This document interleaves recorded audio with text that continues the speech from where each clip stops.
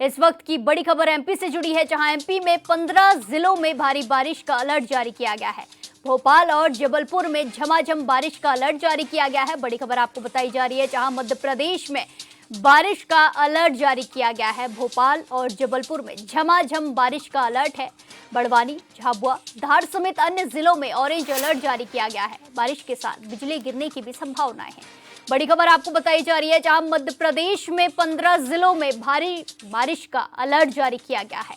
भोपाल और जबलपुर में झमाझम बारिश का अलर्ट जारी किया गया है। मौसम विभाग की तरफ से अलर्ट जारी किया गया है।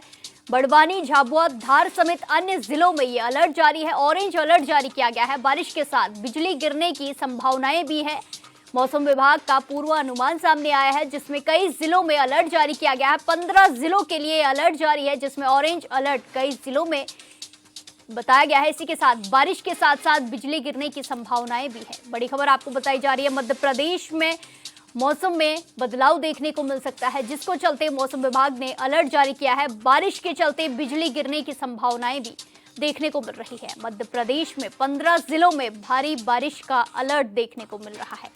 भोपाल और जबलपुर में झमाझम बारिश का अलर्ट है। इसी के साथ कई जिलों में ऑरेंज अलर्ट भी जारी किया गया है, जिसमें बड़वानी, झाबुआ, धार समेत कई और जिले भी शामिल हैं।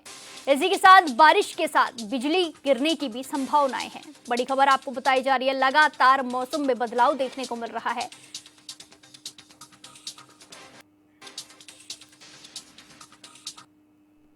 इसी के साथ खबरों में आगे बढ़ते हैं। छत्तीसगढ़ मुख्यमंत्री विष्णुदेव साय की अध्यक्षता में कैबिनेट बैठक की गई।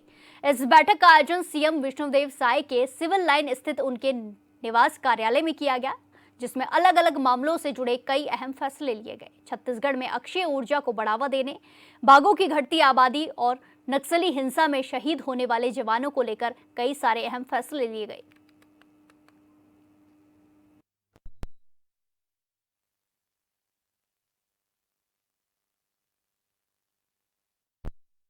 इसी के साथ खबरों में आगे बढ़ते हैं। रायपुर में एक विशेष बैठक का आयोजन किया गया, जिसमें डिप्टी सीएम अरुण साव भी शामिल रहे। उन्होंने कहा कि बैठक में आने वाले समय में आयोजित होने वाले कार्यक्रमों की विस्तार से चर्चा हुई है।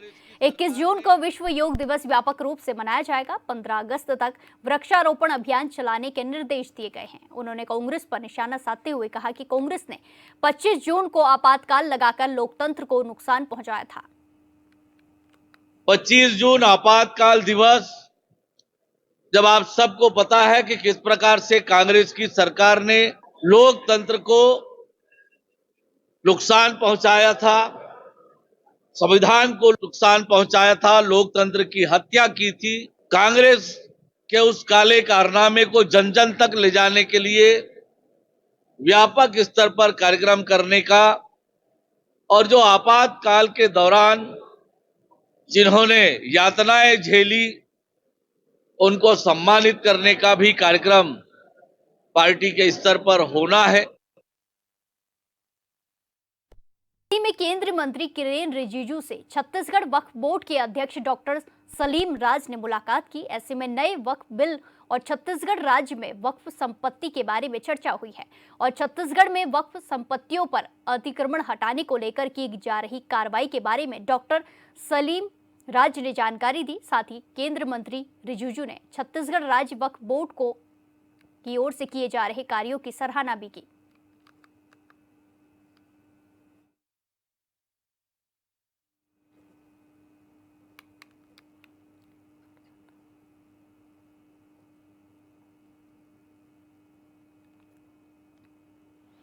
छत्तीसगढ़ में शराब की 67 नई दुकानों के खुलने को लेकर बीजेपी सरकार के खिलाफ शराब महोत्सव का प्रदर्शन किया जा रहा है। आपको बता दें कि राज्य में शराब का मूल्य कम कर दिया गया है, जिसको लेकर कांग्रेस का आरोप है कि शराबखोरी को बढ़ावा देने के साथ नशे के कारोबार को फलने फूलने का मौका दिया जा रहा है। बीजेपी सरकार नशे के कारोबार का उत्सव मना रही है और पूरे राज्य को नशे में डुबा रही है।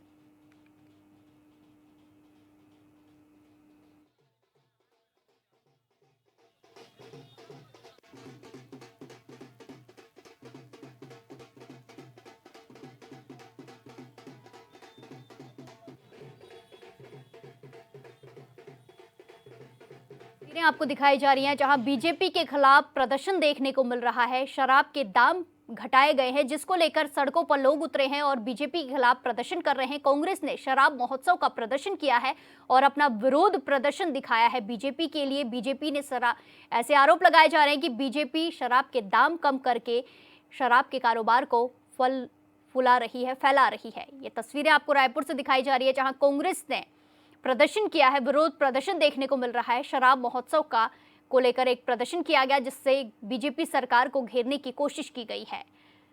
रायपुर से तस्वीरें आपको दिखाई जा रही है, जहां सैकड़ों की संख्या में लोग सड़कों पर उतरे हैं। शराब के घटते दाम को लेकर विरोध किया जा रहा है। इसी के साथ नई खुल रही दुकानों को लेकर भी विरोध किया जा रहा है। राज्य में 67 दुकानें खोली गई हैं, जिसको लेकर ये विरोध प्रदर्शन चल रहा है। इसी के साथ खबरों में आगे बढ़ते हैं। छत्तीसगढ़ के स्वास्थ्य मंत्री श्याम बिहारी जायसवाल ने रायपुर के शासकीय चिकित्सा महाविद्यालय में मीडिया के प्रबंधन के खिलाफ जारी किए गए निर्देशों को तत्काल प्रभाव से रोकने की घोषणा की है। यह निर्णय मीडिया की अहम भूमिका और स्वास्थ्य क्षेत्र में पारदर्शिता को बढ़ावा देने के उद्देश्य से लिया गया है। स्वास्थ्य मंत्री ने कहा कि मीडिया का सम्मान हमारे नजरों में सदैव रहा है।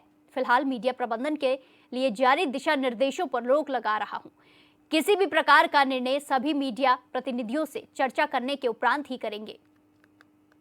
लगभग 30-35 साल से मैं जान रहा हूँ, जब वो इलेक्ट्रॉनिक मीडिया नहीं था, बहुत कम था, प्रिंट मीडिया का दौर था, वो जो पाक्षिक और मासिक अखबारों का जमाना था, उस समय से लेकर आज तक मैं व्यक्तिगत अनुभव कि मीडिया का समाज के विकास में एक बड़ा योगदान होता है। अभी हेल्थ डिपार्टमेंट की ओर से कुछ गाइडलाइन जारी हुए हैं, उसको लेकर अभी आप सब लोगों के सांकेतिक प्रदर्शन भी हुए, उसका मैं सम्मान करता हूं। लोकतंत्र में सबको अधिकार है, परंतु एक बात है कि अभी अगर ऐसा लगता है कि इसमें कहीं मीडिया को दिक्कत है, तो मीडिया जनों को हम बराबर चाहते हैं कि सहयोग उनका मिले, हम उनको सहयोग करें, ताकि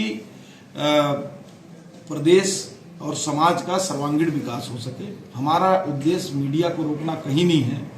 किसी प्रकार के मीडिया के जो हमारे काम करने वाले साथी हैं, उनको उनके भावनाओं को आहत पहुंचाना कोई उद्देश्य नहीं है। सिर्फ उद्देश्य है कि मरीजों की जो कोरोना के भी अभी कुछ केसेस आ रहे हैं, और जिस प्रकार से कई बीमारी के मरीज एडमिट होते हैं, तो वहाँ पे उनका निजता भंग ना हो, उसको लेकर गाइडलाइन जारी विभाग ने किया है। लेकिन उसमें आप लोगों ने आपत्ति जताई है, तो निश्चित रूप से अभी हम इसको लागू नहीं कर रहे हैं। लगभग 30-35 साल से मैं जान रहा हूँ, जब वो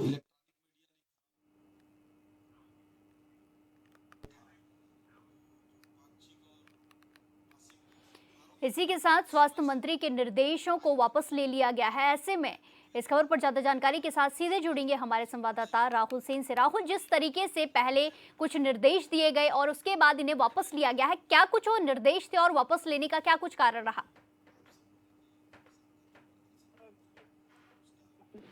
जी, पत्रकार या कोई भी मीडिया कर्मी डायरेक्ट जाके किसी मरीज से बातचीत नहीं कर सकता है। जो मेडिकल जो परिसर है, जो भी स्वास्थ्य जो भी हॉस्पिटल है, उसके जो परिसर है उसमें मीडिया कर्मी घूम नहीं सकते, ना किसी से कुछ पूछ सकते। केवल जो स्वास्थ्य विभाग के जो पीआरओ है, उनके द्वारा जो जानकारी दी जाएगी, बस उसको ही बस मीडिया कर्मी ले सकते। पर मीडिया कर्मियों का हमारा ये प्रश्न था से कि अगर कोई मीडिया कर्मी अगर जाके किसी व्यक्ति के स्वास्थ्य के बारे में अगर पूछ रहा है कि क्या स्वास्थ्य उसका ठीक है, क्या उसका इलाज बराबर से हो रहा है कि नहीं, तो इससे स्वास्थ्य विभाग को क्या परेशानी है। इसी के तहत पूरे प्रदेश भर में मीडिया कर्मी ने हड़ताल किया। आपको भी पहले भी पता होगा, मेकाहारा में भी सेम इसी तरह का एक सीन हुआ था, जिसमें कि सिक्योरिटी गार्डों को लगाया गया था। पत्रकार वहां पे भी पूछने के लिए गए थे कि आखिरकार मामला क्या है। वहां पे भी उनको डरा धमका के उनको वापस भेज दिया गया। कुल मिला के जो स्वास्थ्य विभाग है वो पूरी तरह से मीडिया को रोकना चाहती है। पहले नोटिफिकेशन निकालती है, उसके बाद का जब हमला होता है, जब पत्रकार जब रोड में बैठते हैं, जब आंदोलन करते हैं, उसके बाद कहा जाता है कि ये नोटिफिकेशन को वापस लिया जा रहा है। पर सवाल मात्र यहीं पे खत्म नहीं होता कि स्वास्थ्य विभाग में ही बार बार क्यों मीडिया को इस तरह के मतलब जो पत्राचार किए जा रहे हैं, क्यों उनको रोका जा रहा है। क्या जो बड़े बड़े हॉस्पिटल है या जो सरकारी हॉस्पिटल है, क्या उसमें कुछ अवैध रूप से कार्य किए जा रहे हैं, मीडिया को आखिरकार रोका क्यों जा रहा है? जी बिल्कुल राहुल, जिस तरीके से आपने बताया तमाम जानकारी दी, ऐसे में जब अब निर्देशों को वापस ले लिया गया तो ऐसे में कुछ और भी बातें कही गई हैं कि ऐसे कुछ चीजों पर रोक लगाई गई है, या जो निर्देश पहले दिए गए थे उन्हें पूरी तरीके से वापस ले लिया गया है? स्वास्थ्य विभाग के जी। स्वयं स्वास्थ्य मंत्री श्यामबिहारी चौधरी ने कहा है कि ये जो भी नियम निकाले गए थे उसे अभी तक लागू नहीं किए गए हैं। ये जी। कल रात का उनका बाइट था।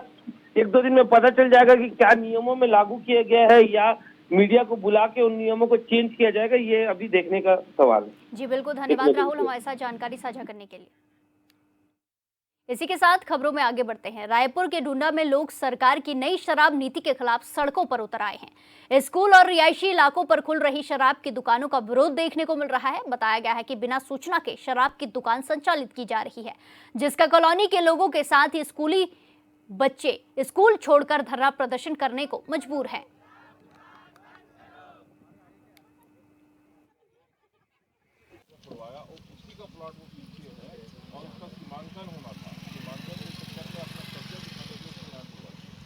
बंद करो दारू भट्टी बंद करो, बंद करो, बंद करो।